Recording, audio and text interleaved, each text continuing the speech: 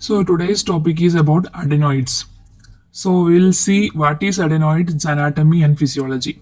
So basically adenoids are the nasopharyngeal tonsil, commonly called adenoids. It is situated at the junction of the roof and posterior wall of nasopharynx.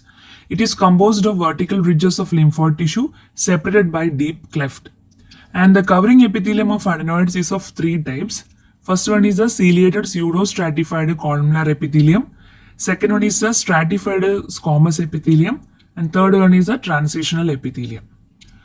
Other thing is adenoid tissue is present at birth and it shows physiological enlargement up to the age of 6 years, and then it tends to atrophy by puberty, almost completely disappears by the age of 20.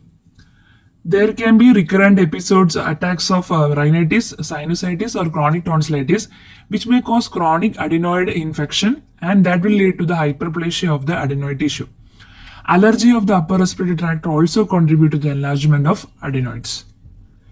Next, we will see the blood supply of adenoids. The blood supply of adenoids includes its received blood supply from the ascending palatine branch of the facial artery, ascending pharyngeal branch of external carotid artery, pharyngeal branch of the third part of maxillary artery, ascending cervical branch of the inferior thyroid artery of the thyrocervical trunk. Then lymphatics, mainly the lymphatics from the adenoid tissue drain into the upper jugular nodes.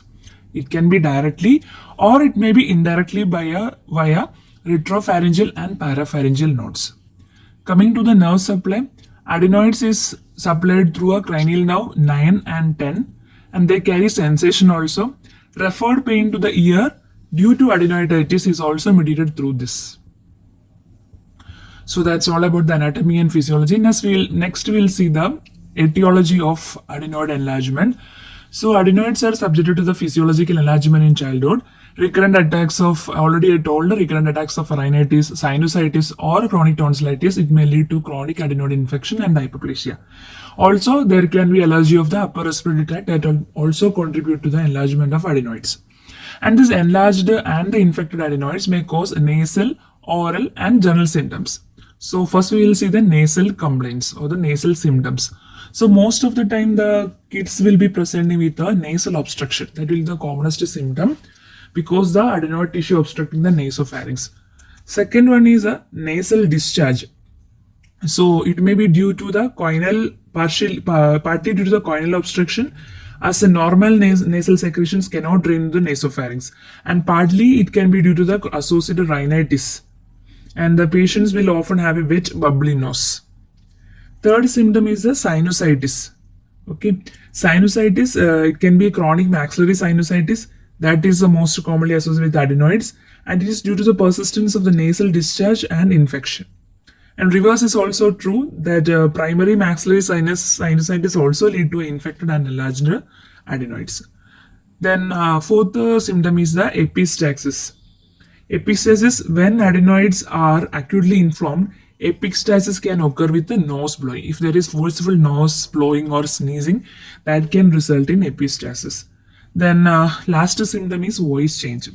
Usually the voice will be a toneless and they lose the nasal quality due to the nasal obstruction. There will be hyponasal speech. So that's all about the nasal symptoms. Next is the oral symptoms. So oral symptoms are the ear complaints or the ear symptoms. First of all, there the adenoid mass is located in the nasopharynx.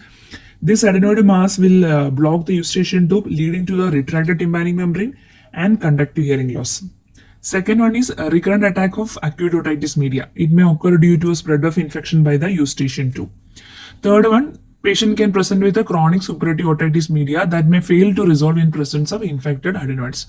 And because of this reason, the persistence of these adenoids, we usually would not advise a tympanoplasty or a laryngoplasty for a kid less than 10 years. We won't counsel them for tympanoplasty or laryngoplasty. Fourth symptom is a serous otitis media. Adenoids form an important cause for serous otitis media in children. The waxing and waning of size of adenoids cause intermittent eustachian tube obstruction with the fluctuating hearing loss. So that's all about nasal and oral symptoms.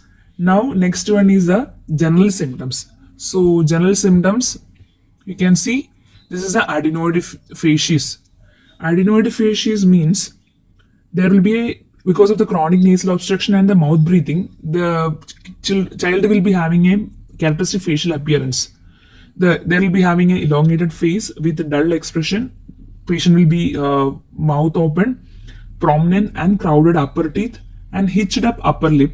And the nose gives a pinched in appearance due to the disuse atrophy of the align nasi. And also hard palate in these cases, in these kids, it will be high arched as the molding action of the tongue on the palate is lost. Okay. Then there can be pulmonary hypertension. That is, long-standing nasal obstruction due to adenoid hypertrophy can cause pulmonary hypertension and cor pulmonale. And next one is the aproxia, that is a lack of concentration. So these are the general symptoms. Then how will we diagnose a case of adenoid hypertrophy? So adenoid hypertrophy can be diagnosed by examination of the postnasal space. That is possible in young children, and adenoid mass can be seen with a mirror. We can use a posterior rhinoscopy mirror. We can see adenoid mass. Or second one is you can use a rigid or flexible nasopharyngeoscope. That is useful to see the details of nasopharynx if the child is cooperative. Then other way you can do is the soft tissue lateral radiograph of the nasopharynx. That will also reveal the size of adenoids and also the extent to which the nasopharyngeal air space has been compromised. This is the X-ray showing the X-ray nasopharynx. You can see there is at the level of nasopharynx you can see a soft tissue mass, that is the enlarged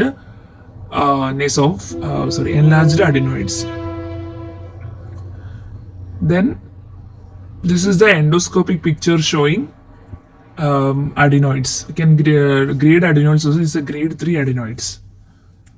And also at the time of also while doing the diagnosis, we have to do a detailed examination of the nasal cavity to exclude other cases of nasal obstruction like deviated nasal septum, hypertrophied inferior turbinate, and everything.